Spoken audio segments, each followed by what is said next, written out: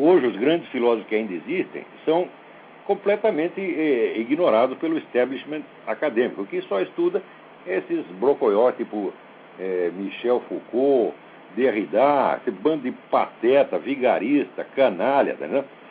Que não são filósofos, mas de maneira alguma, e que são levados a sério, quase como se fossem deuses, como se fossem profetas, né? Agora, na primeira metade do século XX, você tinha ao mesmo tempo vivos Edmund Husserl, Max Scheler, Louis Lavelle, Xavier Zubiri. Era assim, um florescimento intelectual fora do comum, ao mesmo tempo onde a estupidez, o reino da estupidez, estava crescendo dentro da própria Alemanha, na Rússia, na França então nem se fala. Quer dizer, as duas coisas coexistem, a inteligência e a burrice, o mal e o bem, tá entendendo? Elas coexistem e elas crescem simultaneamente. Então não é questão de atraso ou retrocesso, não é no progresso histórico. Eu acredito, se você estudar bem a história, você vai ver que umas coisas vão para frente, outras vão para trás. Quando um negócio está melhorando, o outro está piorando, né? E no fim eu acredito na sentença do grande historiador alemão Leopold von Ranke, que dizia: todas as épocas são iguais perante Deus. Tá certo? Não existe a época mais iluminada, a época mais esclarecida, a época das trevas. Isso aí não existe. Tá certo? Hoje em dia, por exemplo, todo mundo acha que está no cume da evolução humana, da sabedoria humana.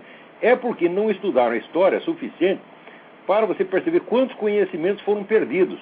Quantas coisas se sabiam 50 anos atrás, 100 anos atrás, 200 anos atrás, 1000 anos atrás, que foram totalmente esquecidas, né? O historiador da ciência, filósofo da ciência, Jean Fourastier, já dizia que nós temos que estudar, junto com a história da ciência, nós temos que estudar a história da ignorância, quer dizer, ver o conhecimento que foi perdido.